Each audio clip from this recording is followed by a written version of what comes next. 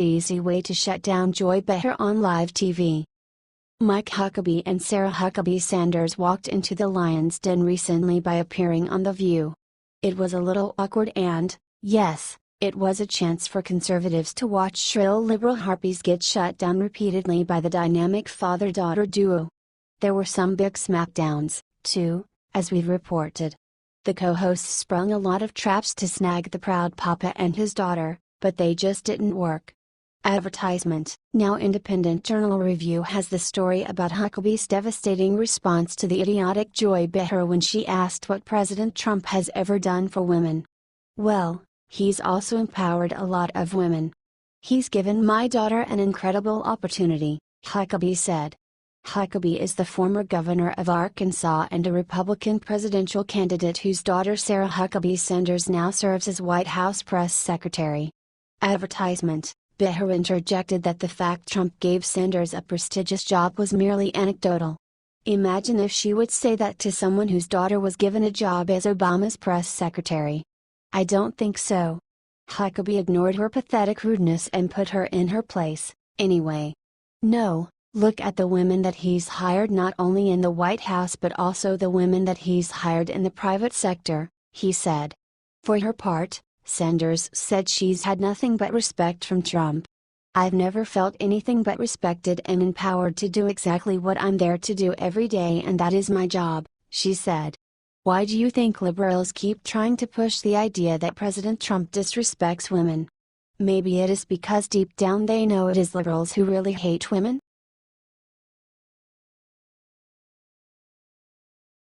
Sebastian Gorka finishes off what's left of the carcass that is Paul Ryan's political career. Paul Ryan has made a real mess of himself and his political career. He's been stabbing President Trump in the back ever since Trump took office, and it's starting to catch up to him. Now The Blaze is reporting on a hilarious takedown of Paul Ryan by Trump's former advisor Sebastian Gorka. Gorka is a pit bull and he's not afraid to bite rhinos and fake news right where it hurts. Referring to a brutal rant against Paul Ryan given yesterday by Lou Dobbs of Fox News, Gorka signaled his support for President Trump's agreement to a debt ceiling deal with the Democrats.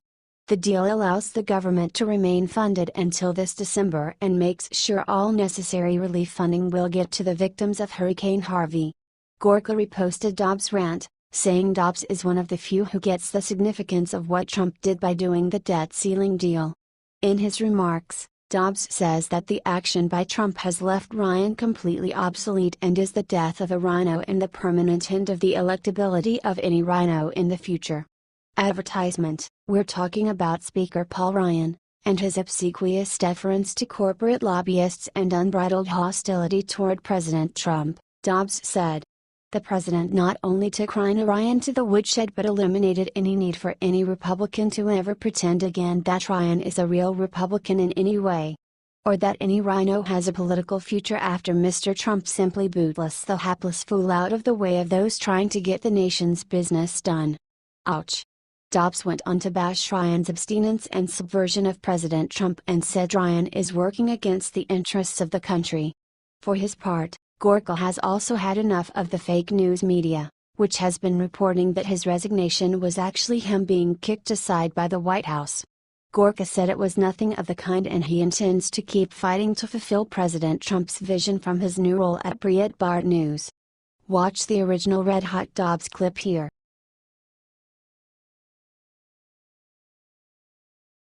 President Trump gives military order North Korea's brutal little dictator fears most. President Trump gives military order for the U.S. forces to eliminate any missile that is launched from North Korea. Especially the ones that are moving towards the U.S., Hawaii, and Guam. Sources close to the president's national security team have divulged that the order was given due to the missile firing by North Korea last month that was aimed at Guam. Guam is a U.S. territory and holds Anderson AFB to maintain a presence to make it to Korea without needing a refuel. Advertisement. The threat provoked the president, one source inside the White House said. Communist regime is now saying that they can put the nuke on their intercontinental missiles. The ICBMs are powerful and now they are finally caught up with 1940s U.S. technology. This week, South Korean intelligence sources said the North was moving an ICBM in an apparent preparation for another test launch over the northern Pacific and possibly Japan. Advertisement: the president is now considering a shoot-down order for any North Korean missile that would be launched at Japan or South Korea. Both Asian neighbors to North Korea are American allies.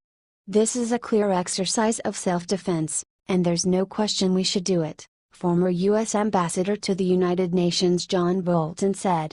Bolton said U.S. allies South Korea and Japan are in jeopardy and said the United States must take steps to protect them under treaty obligations. President Trump gives military order after the constant provocations from North Korea after the explicit condemnation from the U.S. and the Western world. Russia even mobilized troops earlier this year. In August, President Trump ominously warned the North Koreans that continued threats will be met with fire and fury like the world has never seen. What do you think of the orders from Trump? Do you think that North Korea will learn?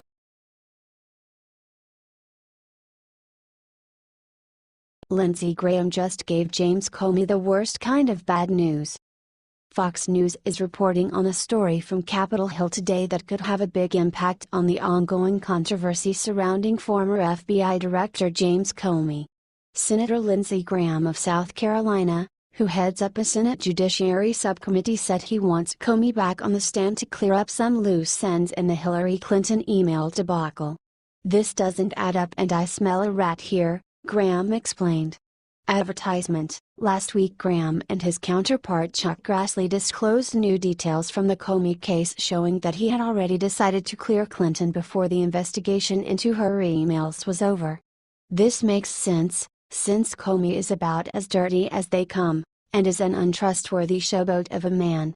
Details of the subcommittee investigation show that Comey may have spoken very inaccurately under testimony. He needs to come back to committee, Graham said. Advertisement: issue number 1 for Comey is whether he had already decided to let Clinton off the hook before the FBI investigation was completed.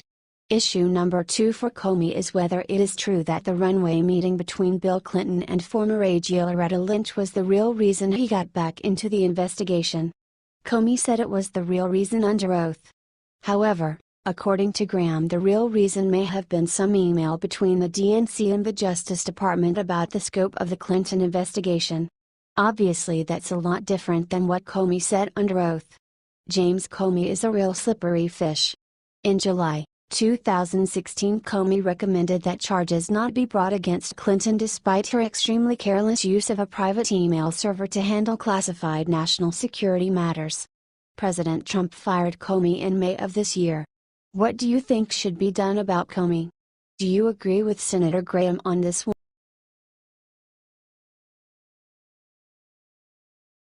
Breaking: liberal U.S. city to file for bankruptcy unless it gets bailout.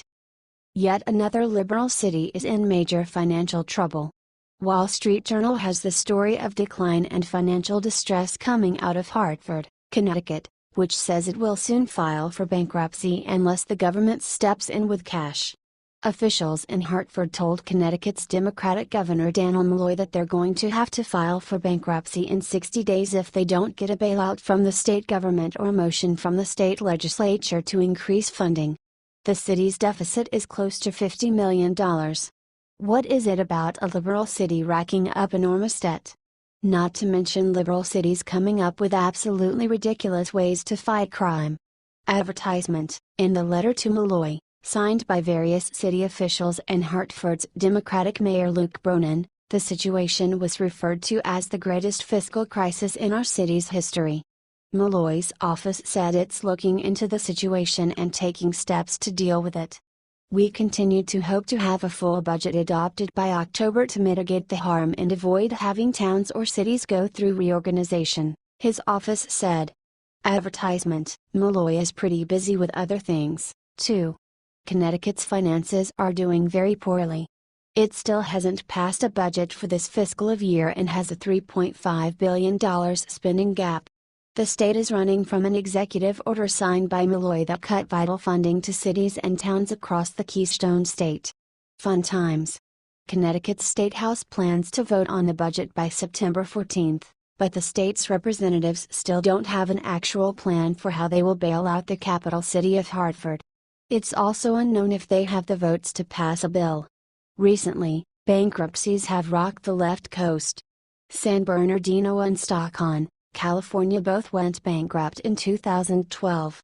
Hartford has been hit especially hard by the cost of healthcare and pensions. It owes about $180 million for debt service, health services, pensions and other costs this year. That adds up to half the city's budget if you don't count education. The city also wants the state legislature to make a new committee to deal with arguments with labor unions. Sounds like exactly the kind of situation a liberal city would get into, doesn't it?